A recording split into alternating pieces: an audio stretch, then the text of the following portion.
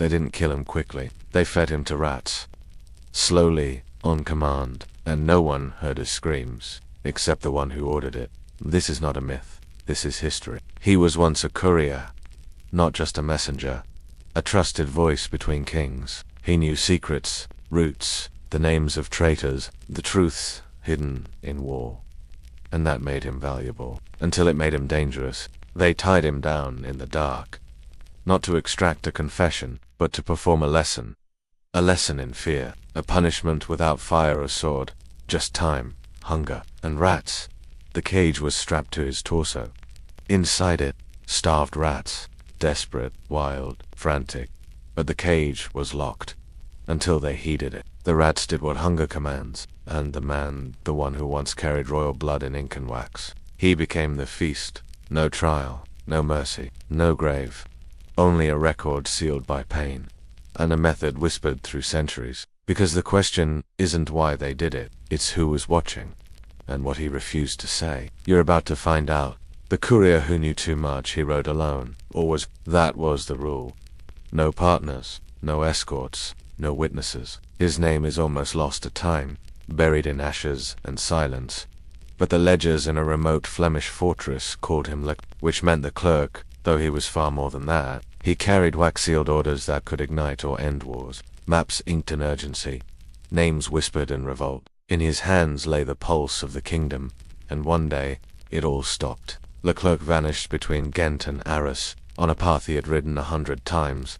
The road was quiet that night. No rain, no moon, only the sound of hoofbeats and breath. Then, not even the horse returned. They found him days later, alive, but broken. Not by sword, not by whip, but by something different. His eyes were wide with something that did not belong to this world. He could not speak. His tongue, some say, had been bitten off in terror. Others say it was cut out to keep him from telling what he'd seen. But the guards knew. They all knew. He had seen too much. The Duke of Artois was plotting rebellion. Letters had been Leclerc had delivered the names of noblemen who were ready to betray the king. And now the Duke needed silence, not death. Fear death is forgotten. But a tortured messenger, that becomes a warning. So they kept him alive. In a dungeon far from the capital, a place not found on maps. They prepared the chamber. No fire, no blade, just a metal cage. A hollow frame, open on one side. Straps to fasten it tight against the abdomen. And inside 3 rats. Starved. Trembling. Alive.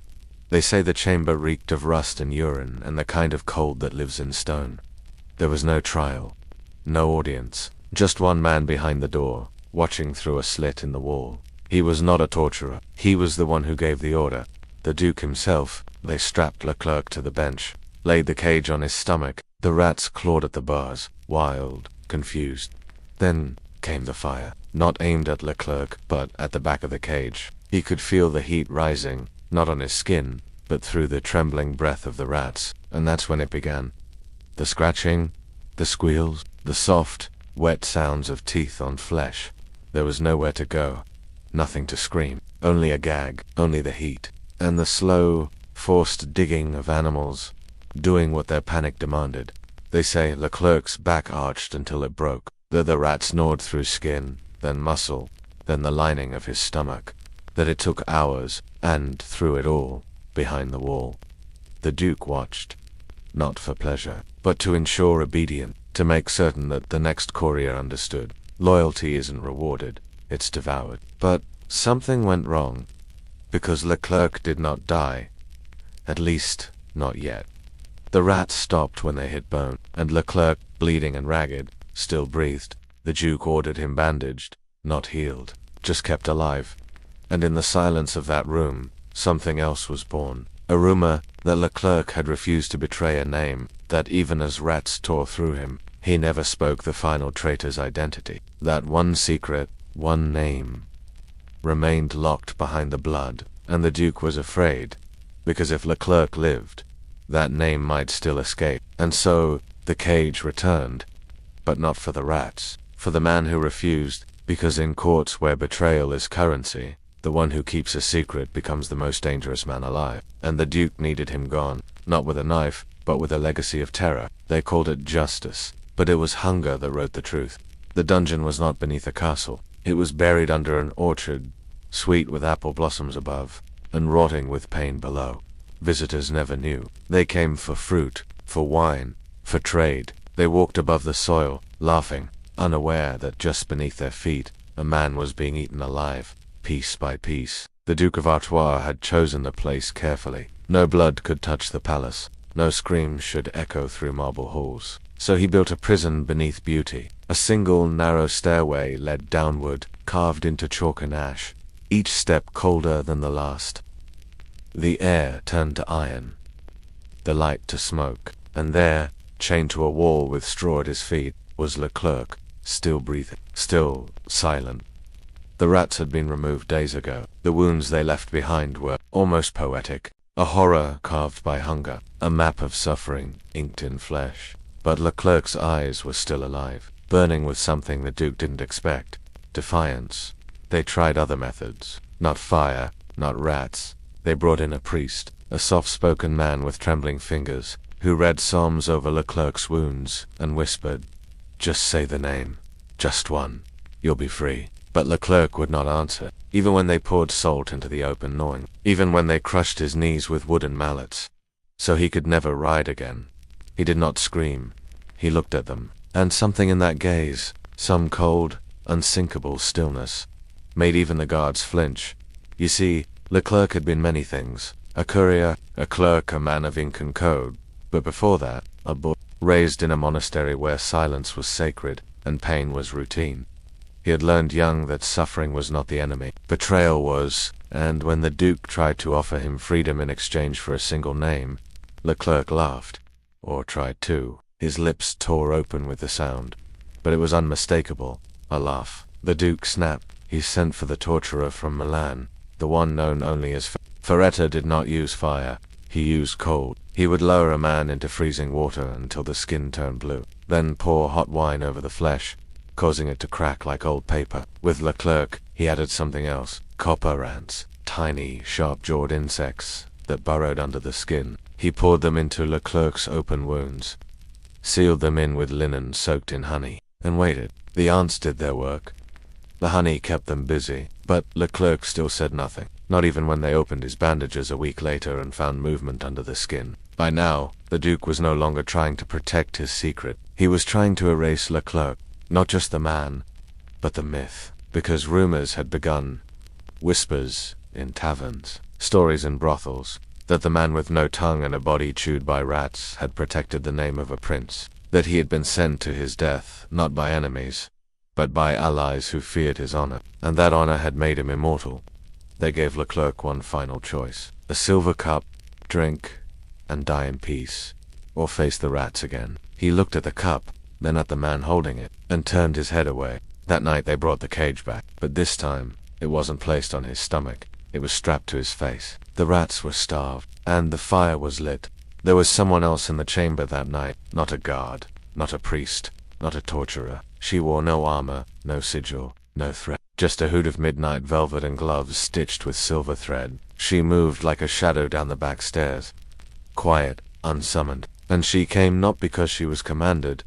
She came because she remembered the sound, not the screams. She had not heard those, no one had, not since the walls were thickened with wool and the guards replaced with stone. But she remembered a voice, a man's voice, a man who once taught her how to read not just poetry, but danger, not just maps, but motives. Now, he was unrecognizable. She didn't cry. Not yet. She only stood behind the final door, watching. The rats had not been let loose yet. They still paced the inside of their iron cage, blind, furious, desperate. They could smell flesh, warmth, panic. The torturer stoked the brazier, rolling iron coals beneath the cage with slow precision. He wasn't in a hurry. Pain, he believed, was an art, a crescendo, and rats, when frightened and heated from behind, knew only one escape. Forward Leclerc was already bound. Not just his limbs, but his jaw, pried open with a cold iron gag. He could not beg, could not scream. The cage was fixed against his face, the bars touching his cheeks, his lips torn from earlier flinching. He had lost the right to move, but not the right to see. And he saw, from the corner of his blood-fogged eye, he saw the glint of silver glove. and recognition lit something in him that the rats had not yet reached. The last time she had seen him alive, truly alive, was the summer of the peach blossoms. She was 17. He had just returned from the northern provinces, where a forged letter had threatened to plunge 2 kingdoms into war. But he had intercepted it, rewritten history. She remembered his hands trembling after. Not from guilt, but from what he had prevented. I changed a lie, he told her, and the world was fooled into peace. But peace, in her uncle's court, was a form of treason. When the purges began, they came for anyone who could read between lines. Anyone who didn't flinch when truth was spoken. Leclerc disappeared that winter. The snow fell, and his name fell with it. They whispered that he fled, that he drowned himself, that he was taken by the prince and made a ghost. But no one truly knew. Until tonight, the torturer turned to her. No words, only a nod, as if to say, "You're here to watch." And she did. She stood against the stone wall as the fire touched the metal. A faint hiss, then movement. The rats, already hungry, felt the heat first. Then the terror, they panicked. Clawed turned toward flesh. They dug toward the only path they understood. Through the mouth, into the skull. Leclerc flinched, but the gag held firm. No sound escaped. But his eyes, they screamed. She stepped forward. Not rushed, not tearful, just forward. The torturer did not stop her. Perhaps he believed her a noble woman, curious for cruelty, as many were, but her touch was different. She placed her gloved hand on his shoulder. Not pity, not mercy, recognition. In that moment, he blinked once, and she knew he was still in that. Some part of him. Still. That was enough. She turned and left without speaking, but in her chest, a storm began to bloom. Back in her chambers, she sat by candlelight. She took a sheet of vellum and began to write. Not a letter, a cipher. A buried message inside harmless verse. A poem about harvest wind. But one line held the truth. Where rats dig through silence, the prince must remember. She folded it, sewed it into the lining of her traveling cloak. Then she mounted her horse and rode into the orchard paths, where no guard dared follow. Her uncle believed her soft, a noble child raised on lace and lullabies. But he did not know she had once memorized an entire battle plan hidden in a love sonnet. And now, she carried the last cry of a man being eaten from the inside by the very silence he had once wielded like a weapon. Meanwhile, in the underground chamber, Leclerc did not die. He slipped in and out of shock. The rats eventually died inside the cage, suffocated by the same heat that had driven them mad. The torturer stepped back, half disappointed. He had expected the prisoner to break, beg, whimper. But no, only silence, until a guard returned hours later and found a strange thing scratched into the stone. Not a message, not a name, just one word, written in blood and bits of nail. Still, the Duke was told he came alone, stood before the wreckage man cage, ash, rats, and read that word. He felt nothing, but that word, just 5 letters, would return to him in dreams, would echo through the corridor. Every time he silenced another name, it would haunt him, not because Leclerc spoke, but because he never did.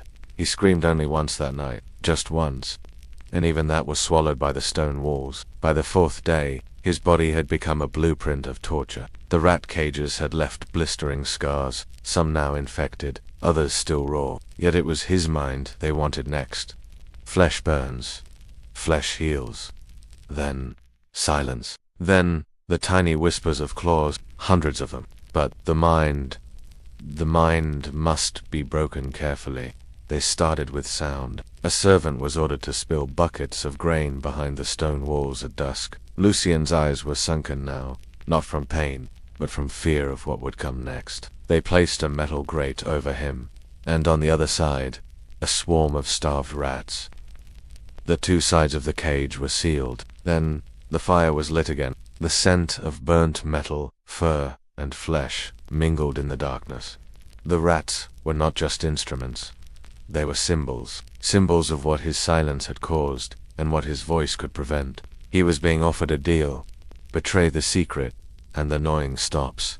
But Lucien had nothing left to say. Or rather, nothing he would say. The secret he carried was not his own. It belonged to a prince, long dead. And betrayal was not something that died easily in Lucien's bones. So they changed the ritual. The next night, He was lowered into the floor itself, a hollow chamber beneath the stone hall. This was no longer a test of end. This was a theater of obedience. One rat, then another, began to dig downward, frantic to escape the heat. Above him, the torturer whispered, "You were loyal to a dead prince. But the rats are loyal to no one. They only serve the fire. No one came to clean the blood anymore. No one needed to." By now, the stench had claimed the corridor, but so had the silence. It was the silence that made them nervous, for even in pain, Lucien did not plead, did not shout, did not curse. He whispered, just once, when a rat tore through his thigh and burrowed into the muscle. He whispered, "I hope he is watching."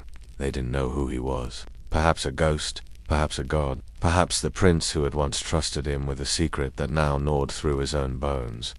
A guard later swore he heard Lucien laugh. The kind of laugh that belongs not in the throat, but in the heart of someone who has already made peace with dying. Not a loud, madman's laugh, but a soft, broken chuckle. And that terrified them more than his screams ever could, because now they understood.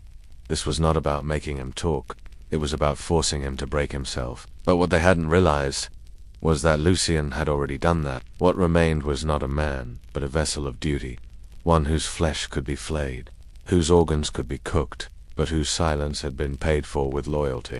The moment the prince died, Lucien had died too. The rats could eat his body, but they would never feast on his soul. There is a kind of silence that only comes after pain, not the silence of rest, not the silence of surrender, but the silence that smells like burnt skin, blood drying on stone, and something deeper. The silence of a man who has buried his soul so far beneath his suffering, it can no longer be found. That was the silence in Lucien's chamber. No, he no longer flinched when they opened the grate. He no longer blinked when the fire was lit, and when the rats came. Digging, screeching, biting. He only stared, not in fear, in absence. When a man no longer fears death, he whispered, "You're no longer torturing him. You're only feeding the rats." One of the torturers said he'd seen this before. The others didn't believe him. They believed in escalation, trembling hands. A pauper's child, likely orphaned from the same war that had birthed this entire ritual. She held a bowl. Inside it, a single blackened apple, half-rotted. So, they brought in something new. Not more rats. This time, they brought a child. Not more pain. She was no older than 7. Wide, dark eyes. For the first time in days, he blinked. "They said you were a knight," she whispered. "Is that true?" She was told to feed the prisoner. "Tell him what we've done to others. Show him what he's losing." She was told, "Speak to him." Lucien looked at her. The child stepped forward, hesitating by the bars. He did not answer. They placed a scroll in his hand. Not real words, just scribbled ink meant to resemble the royal seal. They forced him to read aloud a confession he didn't understand. They were told to spit on him, mock him, call him a traitor, a fool, a ghost. They said you kept secrets for a prince. That's why they're hurting you. She kissed his cheek, then whispered. Still, he said nothing. "If you don't talk, they'll make me stay here." Then she leaned closer, and finally, Lucien spoke. "They belong to a world that no longer exists. I once kept secrets for a prince," he rasped. "But they weren't mine." He had done it with his bare hands. She didn't understand. How could she? But something in his voice, something broken, something ancient, made her cry. And that was the moment the torturers knew.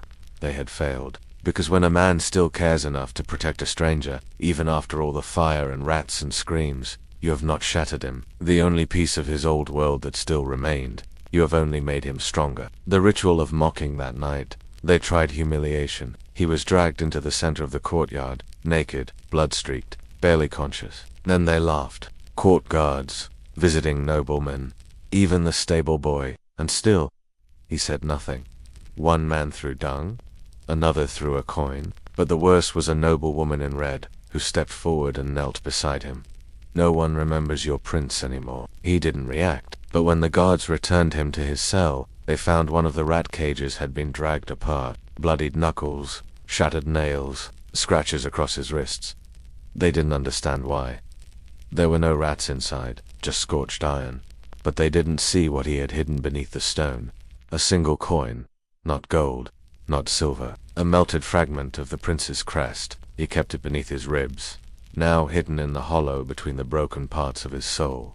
And every time he felt the rats return, or the fire rise, he pressed it to his skin, not because it saved him, but because it reminded him why he could not speak. The fires had gone cold, not because they'd shown mercy, but because even torment has limits when it ceases to entertain. Lucien was no longer an experiment, no longer a subject of curiosity or whispers in the royal court. He had become something far more dangerous. He had become a symbol, not to the crowds who gathered, not to the guards who yawned while stoking the flames. He still didn't scream, but to the few, the silent ones, the broken men in other cells who had watched him endure everything without breaking. Whispers began to leak through the prison stone. They fed him to rats.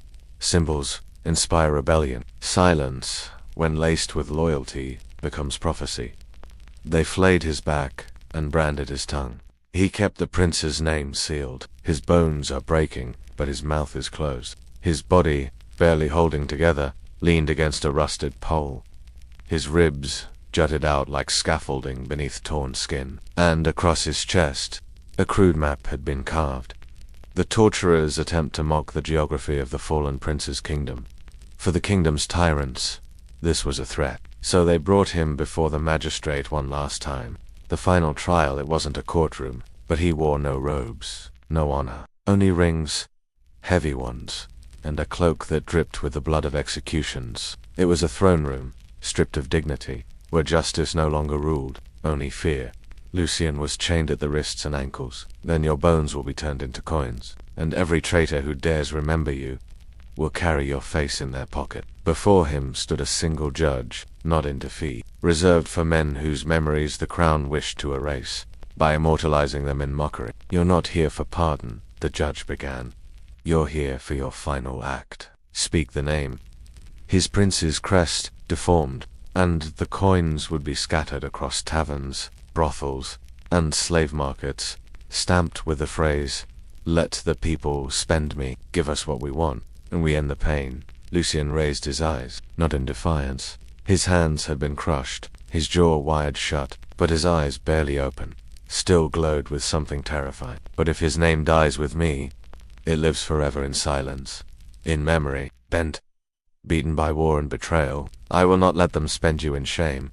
But he remembered Lucien, not as a knight, not even as a man, but as the one who held the line when everyone else ran.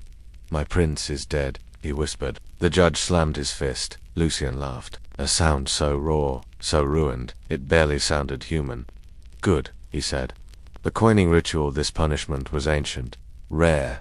Lucien's bones would be boiled, purified. His face would be twisted. Loyalty makes fools, but what they didn't know was that one of the smiths, the man tasked with melting Lucien's remains, had once been a soldier in the prince's army. And he remembered, in the firelight, Lucien was carried, unconscious, into the forge. The rats had left scars across his sides. The smith paused. He was old now.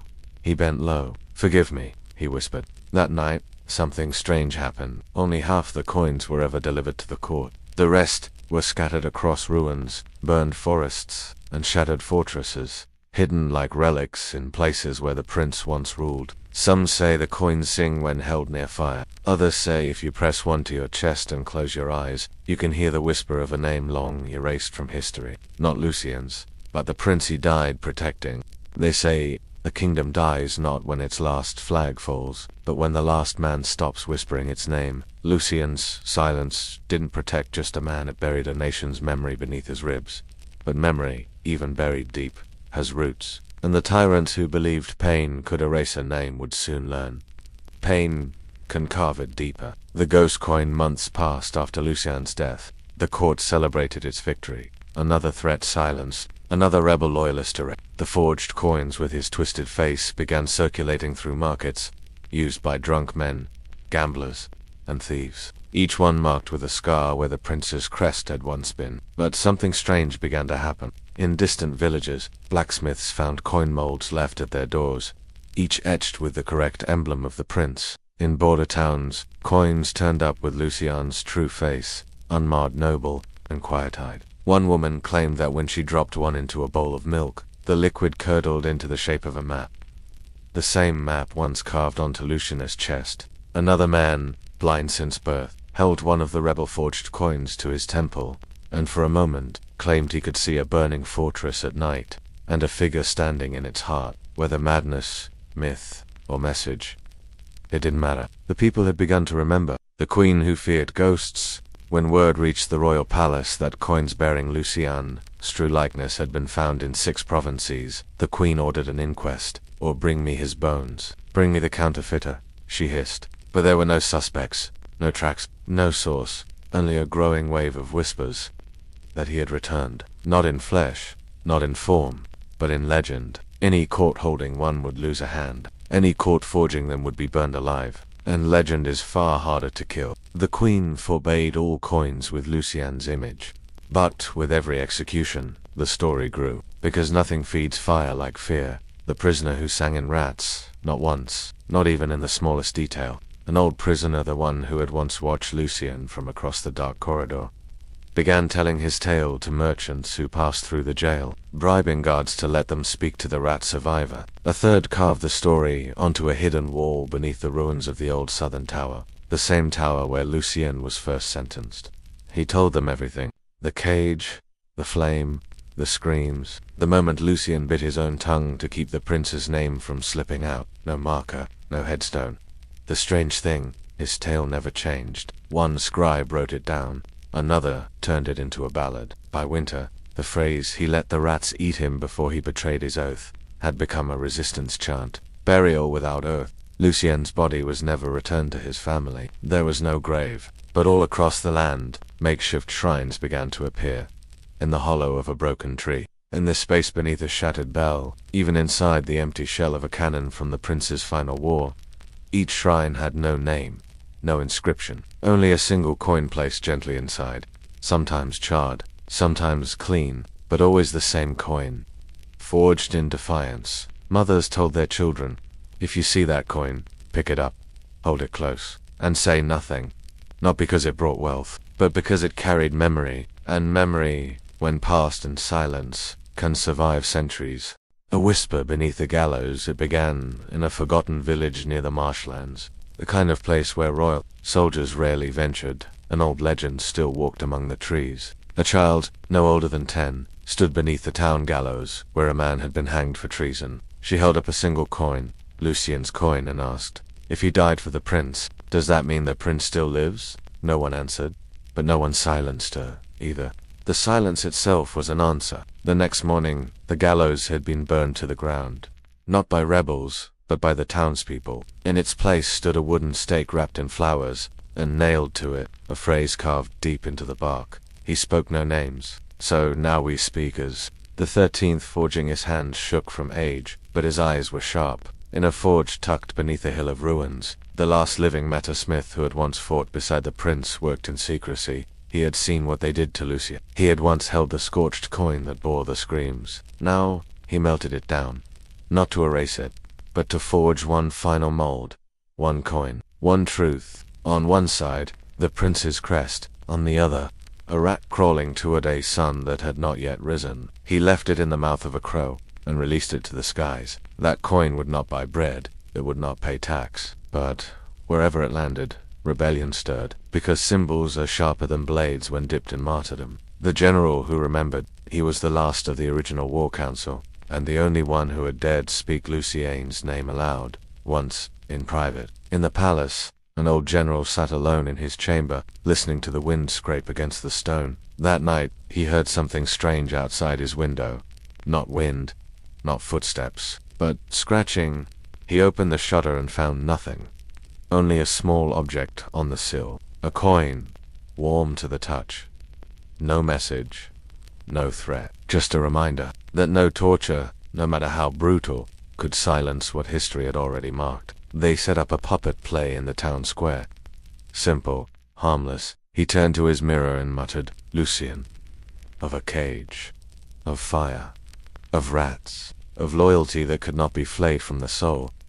The glass cracked down the center. The truth finds its way. One winter evening, a troupe of traveling performers arrived at the capital under the guise of a festival. But as the story unfolded, the crowd gasped. The puppets told the tale of a silent man. The queen's guards moved to arrest the performers, but the crowd turned on them, because they had heard the tale before, because they had felt the truth long before the stage gave it words. And truth, once felt, does not retreat. No matter how many guards you send, the return of the name, and so, from the mouths of children, the hands of blacksmiths, the songs of prisoners, and the cracks in old stone walls, the name returned, not shouted, etched like wounds, pus like legend. Lucien, the man who let the rats eat him alive, rather than betray a prince already lost. His name, once erased in fire, was now burned into every heart the crown had tried to silence. The queen would die without an heir, the prince's bloodline would never be found, but Lucien's legend would outlive them all, because stories fed by pain are not easily forgotten, and when a soul chooses torture over betrayal, the world never forgets his name. The final hour before silence, they say, a man truly dies twice, once when his heart stops beating, and again when his name is spoken for the last time. Lucien defied both. His flesh had turned to bone, his bones to ash, his ashes scattered, as if the world feared what they might become if left whole. But his name, it was the one thing they could not burn, the coin that shouldn't exist. One cold spring night, a child in the slums of Port Caldron was caught stealing bread. The merchant seized him, dragged him into the square, and demanded justice. Silvered, scorched, with the mark of a rat crawling toward the sun, the child said nothing, but in his hand he held a strange coin, heavier than it should be. When the merchant saw it, his face changed. He dropped the boy's arm, whispered something, then walked away. That same coin resurfaced again, in a rebel's booth, then sewn into a beggar's cloak, then in the pocket of a dying knight, who had no memory of how it got there. It passed like breath, never for sale, never for trade, only for truth. The prince who never spoke. Some say the prince lived, others say he died in exile, his tongue cut from his mouth as punishment for being born of prophecy. No matter the truth, one thing is certain. He never spoke again. Not a word, not a name, but he wore a small medallion beneath his robes, one not of royalty, but rebellion. Inside it, a melted fragment of the original rat coin, buried beneath a sapphire. He needed no armies. He had a martyr, and that was enough. The queen's mirror before her death. The queen became paranoid. She stopped trusting her food. She tore the mirrors from the palace walls, and worst of all, she forbade the name Lucien from ever being spoken again. Beauty names are not birds. They do not fly. They burrow, and when they burrow deep enough, they change everything from the inside. She died in a locked chamber, clutching her own hair, with scratches carved into the floorboards. Some said by rats, others said by regret. The name etched beside her body, Lucien. The last coin 100 years past. An old monk in a mountain temple unearthed a sealed scroll written in blood and wrapped in a coin. The coin, not a replica. The coin, and the scroll read, "Show them. Let them know I remembered her." To suffer in silence is to die alone, but to suffer for truth is to live forever. Tell them. The monk didn't know who Lucien was, but he whispered the name anyway. And the air changed. Conclusion, let them remember, we don't always remember kings, or queens, or who won what war. But we remember those who heard quietly, who chose loyalty over life, whose names were supposed to be forgotten, but weren't. Lucien's name lived because he refused to betray it. He was not a general, he was not a prophet, he was a man who let rats eat him alive, to protect someone he loved. That's why you remember him now. That's why you clicked this story, and that's why, somewhere in the world, another coin is being forged. One that carries pain, but also defiance. Let them remember. Because stories like this, they're not myths, they're warnings. The final hour before silence, they say, a man truly dies twice. Once when his heart stops beating, and again when his name is spoken for the last time. Lucien defied both. His flesh had turned to bone, his bones to ash, his ashes scattered, as if the world feared what they might become if left whole. But his name, it was the one thing they could not burn, the coin that shouldn't exist. The merchant seized him, dragged him into the square, and demanded justice. One cold spring night, a child in the slums of Port Caldron was caught stealing bread. The child said nothing, but in his hand, he held a strange coin, heavier than it should be, silvered, scorched, with the mark of a rat crawling toward the sun. When the merchant saw it, his face changed. He dropped the boy's arm, whispered something, then walked away. That same coin resurfaced again, in a rebel's booth, then sewn into a beggar's cloak, then, in the pocket of a dying knight, who had no memory of how it got there. It passed like breath. Never for sale, never for trade, only for truth. The prince who never spoke, some say the prince lived. Others say he died in exile, his tongue cut from his mouth as punishment for being born of prophecy. No matter the truth, one thing is certain. He never spoke again. Not a word, not a name. But he wore a small medallion beneath his robes. One not of royalty, but rebellion. Inside it, a melted fragment of the original rat coin, buried beneath a sapphire. He needed no armies. He had a martyr, and that was enough. The queen's mirror before her death. The queen became paranoid. She stopped trusting her food. She tore the mirrors from the palace walls. And worst of all, she forbade the name Lucien from ever being spoken again. But names are not birds. They do not fly. They burrow. And, when they burrow deep enough, they change everything from the inside. She died in a locked chamber, clutching her own hair, with scratches carved into the floorboards. Some said by rats, others said by regret. The name etched beside her body, Lucien. The last coin, an old monk in a mountain temple unearthed a sealed scroll written in blood and wrapped in a coin. The coin, not a replica. The coin, show them. Let them know. I remembered him, and the scroll read, "To suffer in silence is to die alone, but to suffer for truth is to live forever." Tell them. The monk didn't know who Lucien was, but he whispered the name anyway. And the air changed. Conclusion, let them remember. We don't always remember kings, or queens, or who won what war, but we remember those who hurt quietly, who chose loyalty over life, whose names were supposed to be forgotten, but weren't. Lucien's name lived because he refused to betray it. He was not a general. He was not a prophet. He was a man who let rats eat him alive, to protect someone he loved. That's why you remember him now. And that's why, somewhere in the world, another coin is being forged. One that carries pain, but also defiance. Let them remember, because stories like this, they're not myth, they're warnings.